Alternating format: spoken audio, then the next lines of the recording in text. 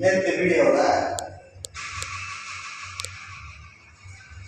பிஎன்எஸ்ஸுடைய மொத்த சாப்டரையும் மேலோட்டமாக பார்த்தோம். அதில் இன்றிலிருந்து ஒவ்வொரு சாப்டர் விளக்கமாக பார்க்கலாம். அதில் ப்ரிலிமினரி பிஎன்எஸ் ஆக்ட் 2023 நார்னிய நாகரி ஸ்வராஜ் கமிட்டி தான் 2023 சாப்டர் 1 ப்ரிலிமினரி செக்ஷன் 1 இருந்து 5 வரைக்கும் சொல்லப்படுது. செக்ஷன் 1 இருந்து 5 வரைக்கும் சட்டம் என்ன சொல்லிருக்குன்னா, செக்ஷன் 1 வந்து என்ன சொல்லுது, 1 சப்டாஸ் 1 வந்து என்ன சொல்லுதுன்னா, இதனுடைய கொண்டு வந்து நிலவரத்தை சொல்லுது. செக்ஷன் 1 சப்டாஸ் 2 என்ன சொல்லுதுன்னா, சாப்டர் 9 சாப்டர் 9 11 12 இந்த சட்டங்கள் இந்த 9 11 12 சாப்டருக்கு நாட் அப்ளைடு. அது ஏன் அப்படின்றது to the state of Nagaland, to the tribal areas. இந்த 2 ஏரியாக்களுக்கும் உள்ள இந்த நாகாலாந்து மாநிலத்தில் வாழும் மக்களுக்கும் ட்ரைபல்ஸ் ஏரியா உள்ள மக்களுக்கும் ரிசர்வ் ஏரியா ட்ரைபல்ஸ் ஏரியா மலைப்பகுதியில் வாழும் மக்களுக்கும் அரசு 6வது அட்டவணையில் சொல்லப்பட்டுள்ள ஷெட்யூல் 6வது அட்டவணையில் 21 அமெண்ட்மெண்ட் ஆஃப் கான்ஸ்டிடியூஷன் 1972 பிரகாரம் Assam local limit, Shillong municipality போன்ற ஏரியாக்களுக்கு உள்ள மக்கள் அவங்களுக்கு இந்த சட்டம் பொருந்தாது. காரணம் என்னன்றது அடுத்த வீடியோவில் விளக்கமாக அதுக்கு எக்ஸ்பிளனேஷன் தெளிவாக இல்லை. முனிசிபாலிட்டி இந்த இடத்துல வந்து 21வது அமெண்ட்மெண்ட் சட்டத்திட்டத்தின் அடிப்படையில் 1972 21வது சட்டத்திட்டத்தின் அடிப்படையில் 6வது அட்டவணை உட்பட்ட Assam local limit, Shillong municipality போன்ற ஏரியாக்கெல்லாம் அந்த சட்டங்கள் நாட் அப்ளை. அதன் அடிப்படையில் ஏன் என்றால் to the state of Nagaland மலைவாழ் மக்கள் அங்கு எழுதலாம் மலையில் இருக்கிற மக்கள் தான் Nagaland. To the tribal areas, scheduled tribals peoples, மலைவாழ் மக்களுக்கு நாகரிகம் வளர்ச்சி மற்ற கலாச்சாரம் பண்பாடு பொருளாதாரம் இவற்றில் கல்வியில் இவற்றி வளர்ச்சி இல்லாத மக்களுக்கு இந்த சட்டங்கள் பொருந்தாது. அதற்கு உள்ளூர் நடைமுறை கஷ்டத்தின் வழக்கின் அடிப்படையில் அது தனி ஒரு விதிமுறை இருக்கு. அதன் அடிப்படையில் அவர்கள் தண்டிக்கப்பட வேண்டும் என்பது இந்த சட்டம்.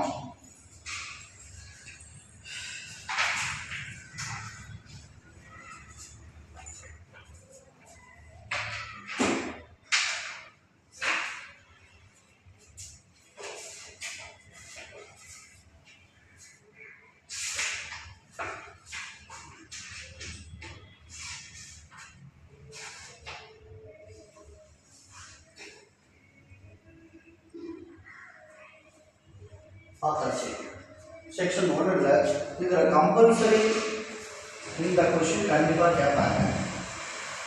கம்பல்சரி இந்த குரூப்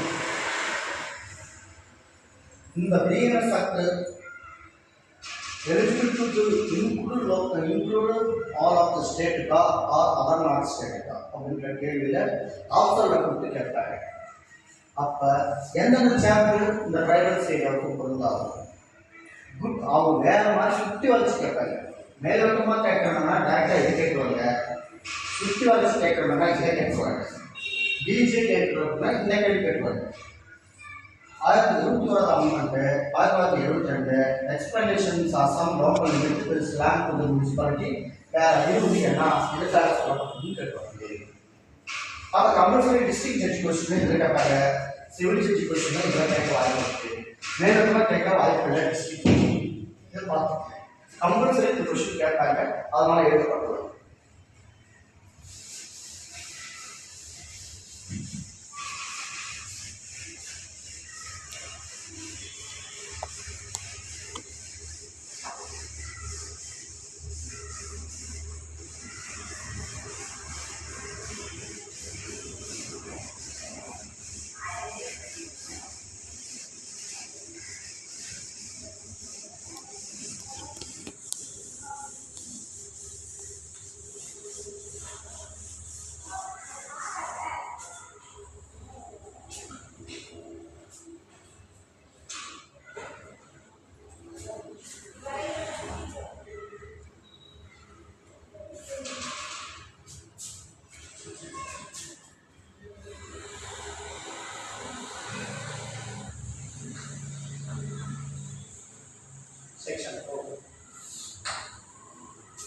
definition.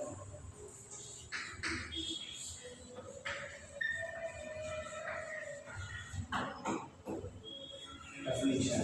என்ன definition?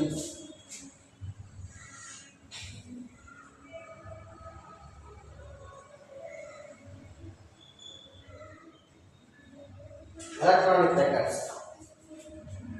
A.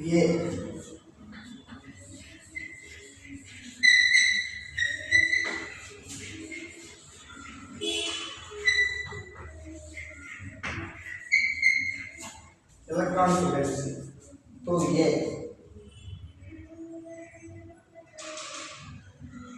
2B. Bail. Bail definition.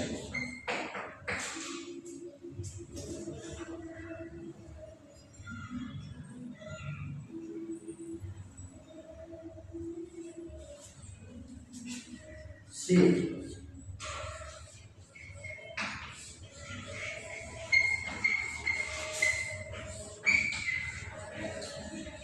Bailable offense.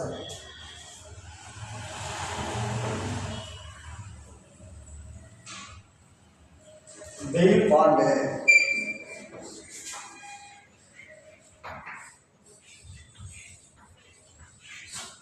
Bail bond.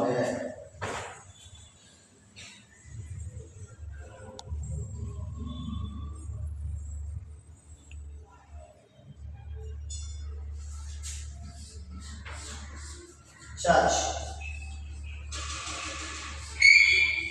Charge.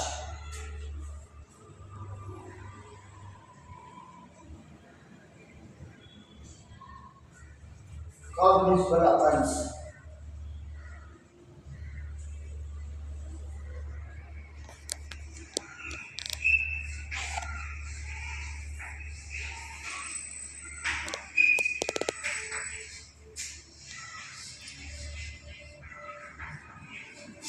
Cognizable offense.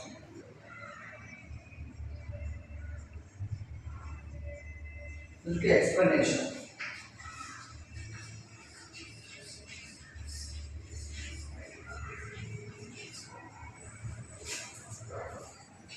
Explanation இருக்கு. அந்த explanation என்ன சொல்றேன்னா, a report made by the police officer.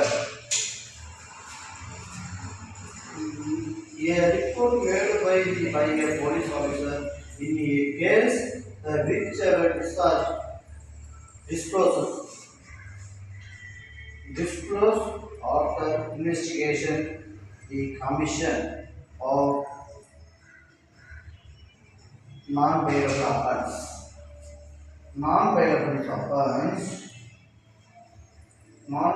offense shall be deemed to the complainant and the police officer by whom such a report made to shall be deemed to the complainant. ஒரு கைது செய்யக்கூடிய குற்றமாக இருக்கும் பட்சத்தில் அதனை விசாரணைக்கு பிறகு non-bailable offense, non-cognizable offense இருந்துச்சுன்னா அதுக்கு ஏற்ற மாதிரி விசாரணையை புகாரை வடிவமைத்து புகாரை விசாரணை திரும்ப கொண்டு வர வேண்டும். அதனை கம்ப்ளைண்டில் தெளிவாக குறிப்பிடப்பட வேண்டும். இந்த complaint non-bailable complaint, non-cognizable offense.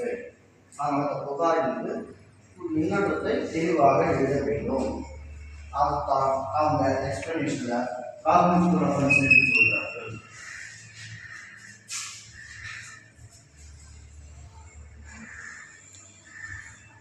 Electronic communications அவ்வளோ எல்லாமே தெரிஞ்சுக்கிறது.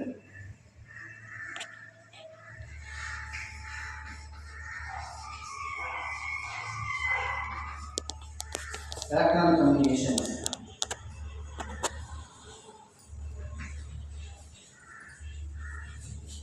Electronic communications.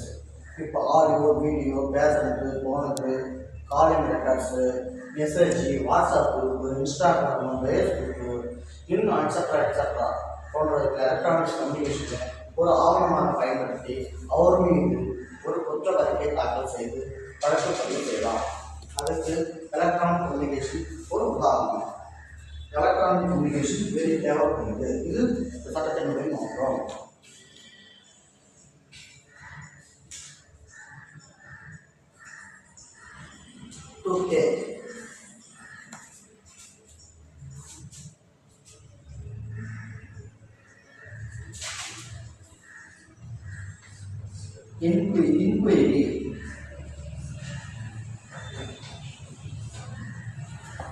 Inquiry.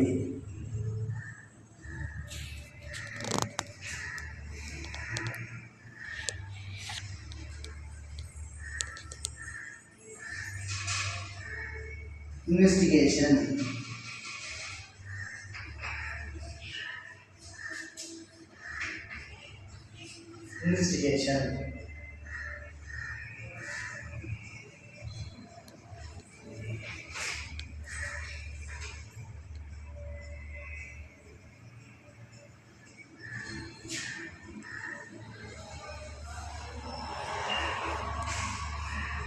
Judicial proceedings.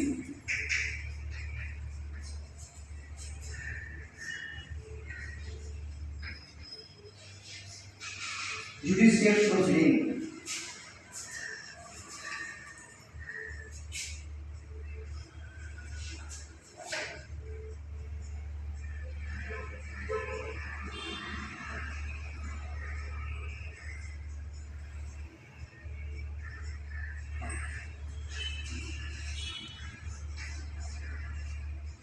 Local jurisdiction.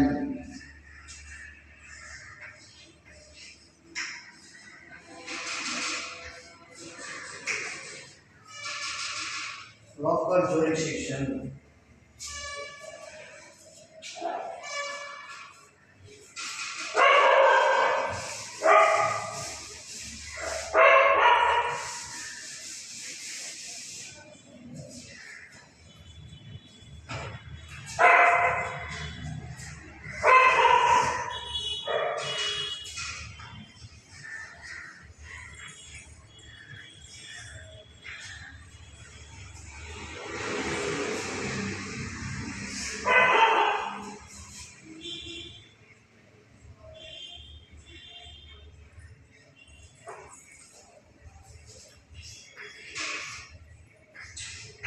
Non-cognizable. Non-cognizable.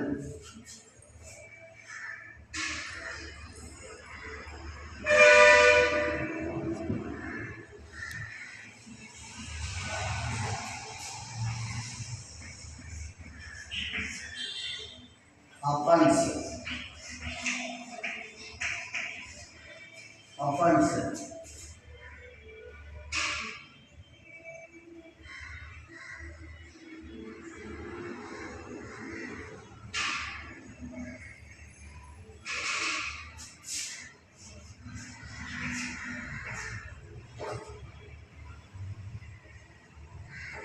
Officer in charge.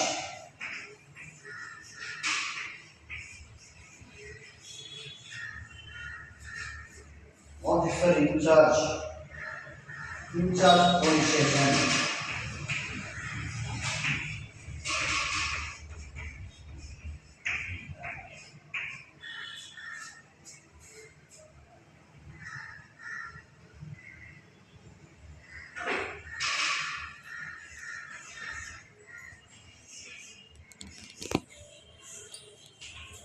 Place.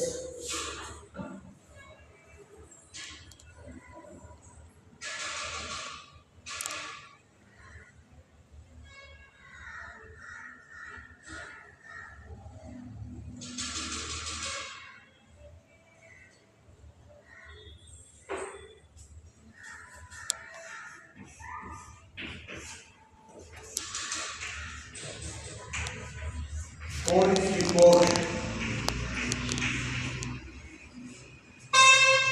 Police report.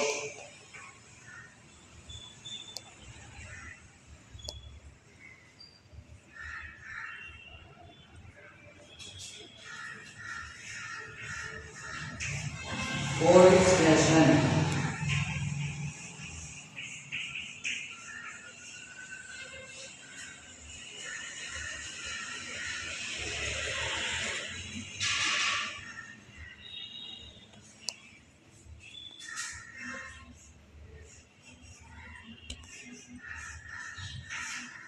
ABP.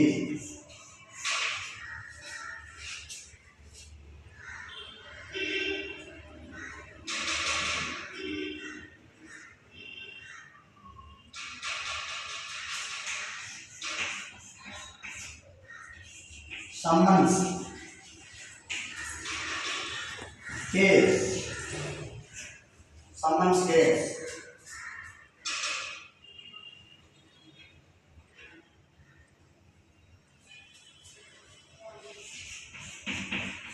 victim,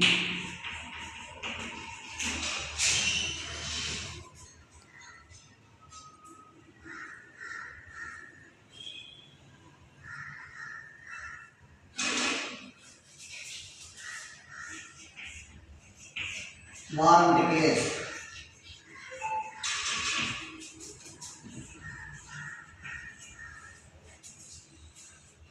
warrant case,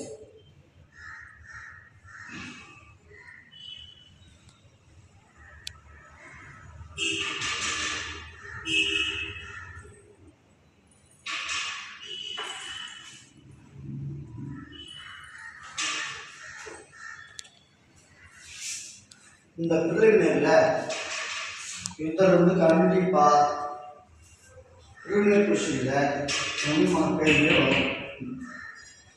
எதில் வார்த்தை வாய்ப்பு கேட்டால் இது வரலாம் இது வரலாம் இது வரலாம் இது வரலாம். கண்டிப்பாக அந்த வார்த்தை case victim, summon case, ABP வார்த்தை இது வரும் இது வரும். இந்த சைட் எடுத்து எல்லாமே கம்பல்சரி வார்த்தை வாய்ப்பு. ஏதோ ஒரு கொஸ்டின் டெஃபினிஷனில் கேட்கணும். அதே மாதிரி இதுலேயும் கேட்கணும். இதில் வந்து பெரும்பாலும் நம்மளை குழப்பமாக எதில் கேட்கணும் கேட்டால் இங்கே கேட்கணும். என்கொயரி இதுக்கு என்ன அர்த்தம்? அது என்கொயரி. இது ரெண்டுக்கு என்ன அர்த்தம்? Inquiry enquiry. இன்கொயரினா என்ன, என்கொயரினா என்ன? இப்போ இன்கொயரி யார் விசாரிக்கும்? அப்போ என்கொயரி யார் விசாரிக்கும்? கம்பல்சரி வரும். நீதிமன்றத்துக்கு விசாரணை, ட்ரையல் விசாரணை தான் என்கொயரி. என்கொயரி தான் போலீஸ் ஸ்டேஷன் விசாரணை, கான்ஸ்டிடியூவன்ட் ஸ்டேட்மெண்ட். இது விட்னஸ் ப்ரிவிலேஜ் இருக்கும்போது வித் இன்க்ளூடட் 164(7), 168, 164 ஸ்டேட்மெண்ட் அதெல்லாம் புலனாய்வு. இன்கொயரி உள்ளார விசாரித்தல், உள்ளார்ந்த விசாரணை, நீதிமன்ற விசாரணை, காவல் நிலைய விசாரணை. இது கம்பல்சரி. ரெண்டுக்குள்ள சில நேரங்கள் குழப்பமாக கேட்டாங்க. என்கொயரிக்கு இது ட்ரையல் என்ன? அதுவும் ட்ரையல். இதுக்கு மூணுக்குள்ள ரிசல்ட் என்னன்னு கேட்டால் இதுதான். என்கொயரி தான் இன்கொயரி தான் ட்ரையல். இந்த ட்ரையல் தான் இது கேட்பாங்க. இந்த ட்ரையல் கொண்டு வந்து என்கொயரி தேவை, இன்கொயரி தேவை, ட்ரையல். ஒரு மூணு மாதம் கனெக்ட் பிடிக்க முடியாத கரெக்ட். இது வந்து கம்பல்சரி ப்ரிலிமினரி எக்ஸாமில் 2 கொஸ்டின்ஸ் கேட்டாங்க. பெரும்பாலும் எங்களுக்கு இது கேட்டுக்கிறாங்க, விக்டிம் கேட்டுக்கிறாங்க, வார்த்தை கேஸ் கேட்டாங்க, சம்மன் கேஸ் கேட்டுக்கிறாங்க, இந்த பிளேஸ் கேட்டாங்க,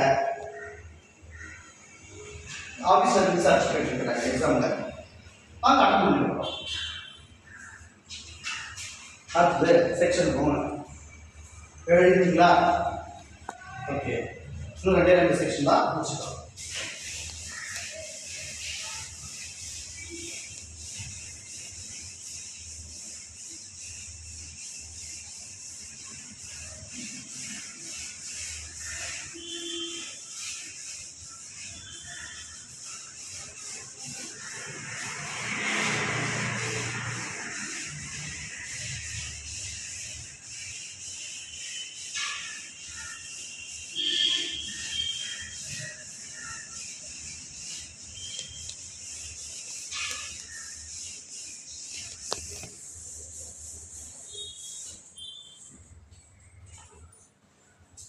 Section 3.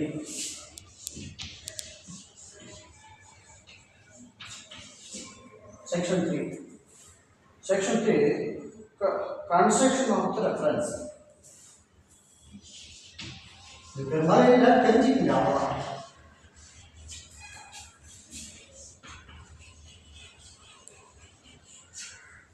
இது பெரும்பாலும் கேட்க மாட்டாங்க, ஆனால் இருந்தாலும் ஒரு தெரிஞ்சுங்க.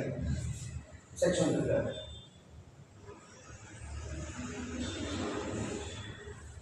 இதில் என்ன சொல்லலாம், construction of reference.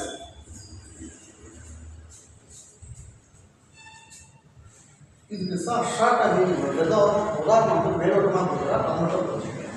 Construction of reference மேஸ்டர் போட்டுருக்கு.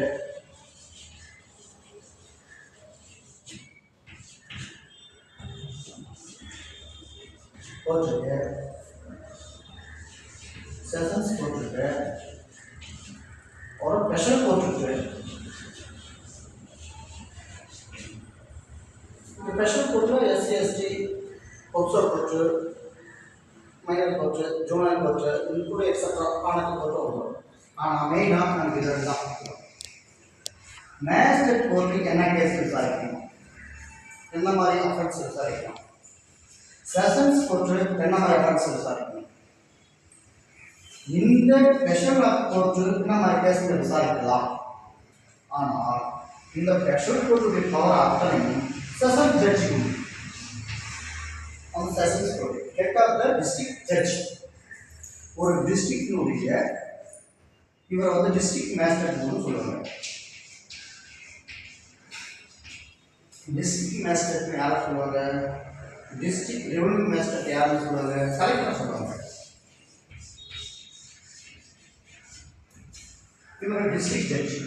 இப்போ இவர் எந்த நேரத்தில் செஷன் ஜட்ஜி, செஷன்ஸ் கோர்ட்டில் வந்து செஷன்ஸ் ஜட்ஜின்னு சொல்லுவாங்க. எப்போ செஷன் ஜட்ஜினா எப்போ, டிஸ்ட்ரிக்ட் ஜட்ஜினா எப்போ.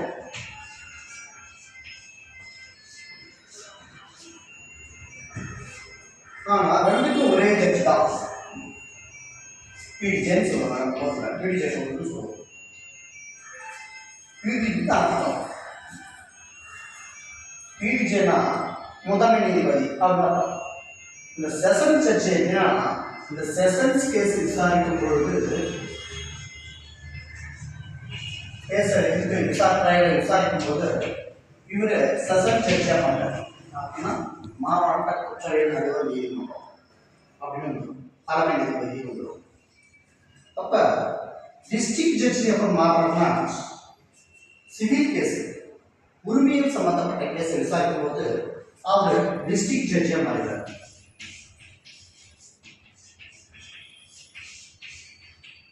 டிஸ்ட்ரிக்ட் ஜட்ஜியாக மாறினார். இதான் இது ரெண்டுக்குள்ள பேசிட்டோம். இவர் தான் ரெண்டும் சேர்ந்து பிடிஜேன்னு சொல்றோம். நான் புரியுற மாதிரி சொல்றேன். Principal session judge, principal district judge.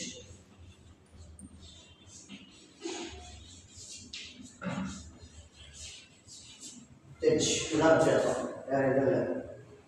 இதுதான் அதோட ப்ரிஃபரன்ஸ். செக்ஷன் 4.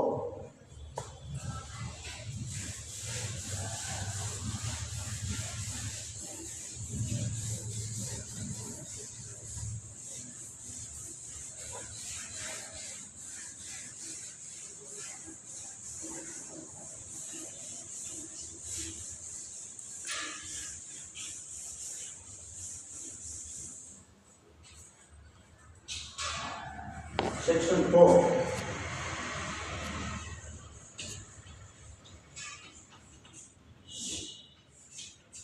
Section 4. Section 4.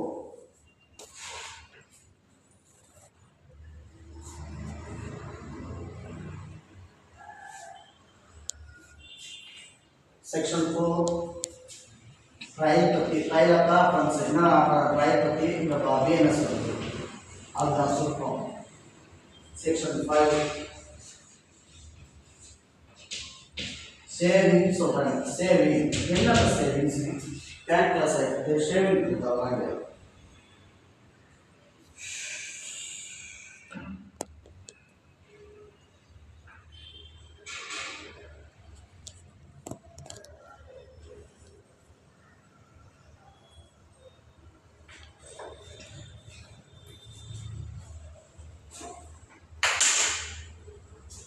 சில நேரங்களில் இந்த சேவிங்ஸ் பற்றி கேட்குறாங்க. கேட்டதில்லை, கேட்கலாம், கேட்காம இருக்கலாம். ஆனால் இது கேட்க மாட்டாங்க. அதை இதை பற்றி கூட கேட்க மாட்டாங்க.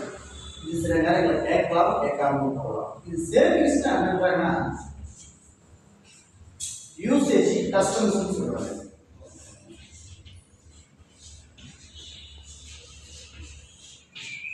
கஸ்டம்ஸ்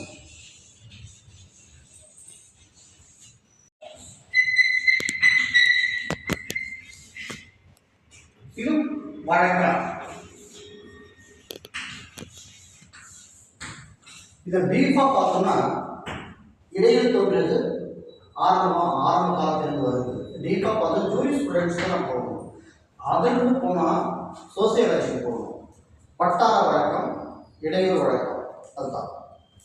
இப்போ ஒரு இடத்துல எடுத்துட்டாங்கன்னா அந்த ஒரு மதத்தினுடைய சம்பிரதாய சடங்குகளை பற்றி சொல்ல கொடுத்தா அந்த சம்பிரதாயத்தை எப்படி செய்யணும், என்ன செய்யணும், ஒரு கணவன் அந்த திருமண சம்பிரதாயத்தை எப்படி செய்யணும், அது ஒவ்வொரு மதத்துக்கும் ஒரு மதம் சொல்லப்படுது. அதுதான் கஸ்டம்ஸ், இந்த வழக்கம். இது மாற்ற முடியாது. இதை மாற்ற முடியாது. வழக்காறு என்பது இடையில் ஏற்படுகின்ற காலம், இடையில கட்ட காலத்துக்கு ஏற்றவா சில பழக்க வழக்கம் வரும். அந்த பழக்க வழக்கம் தான் யூசேஜ்.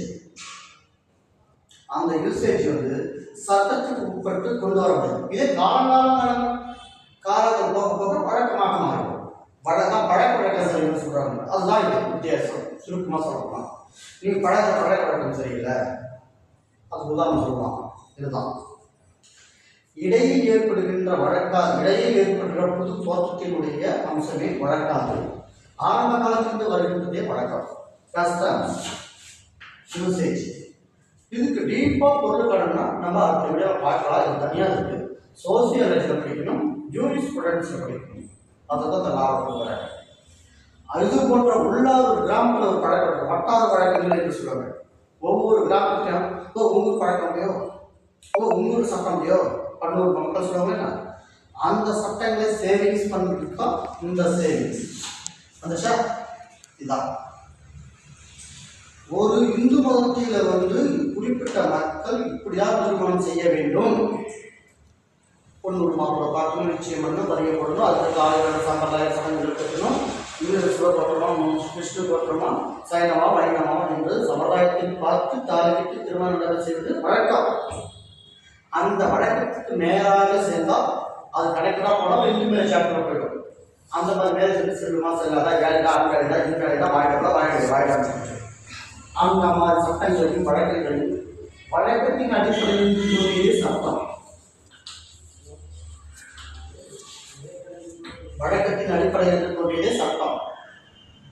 காலத்திற்கவாறு ஏற்றவர் காலத்துக்கு ஏற்றவாறு மாற்றிக்கொள்வதே வழக்காது. அதான் சட்டத்திற்கும் சேவிங்ஸ்.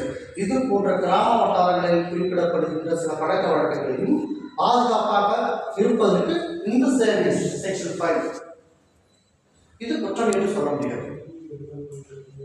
ஒரு திருமண பெண்ணை கணவன் மனைவி 2 பேரும் பேச விட்டு கணினியில் சந்திக்க விட்டு தாலி கட்ட சொல்வது, பேச விட்டு அவங்க மனப்பூர்வமாக பரிமாறம் செஞ்சு இந்த காலத்தில், அந்த காலத்தில் இல்லை.